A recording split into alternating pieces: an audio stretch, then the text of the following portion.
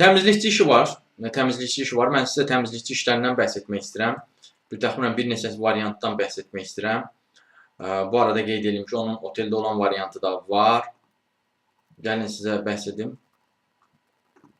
Deməli, misal üçün, Sheraton Bakı Intouristdə var, texniki təmizlik işçisi, Qabyan işi var, yoldaşlar.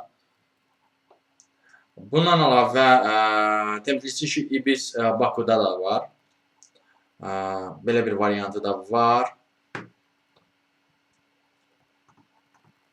Bundan əlavə bir də Azda da var xidmətçi təmizlikçi işi. Bu 20-35 yaşlı kişilər üçündür. 600-700 manatlıq bir işdir.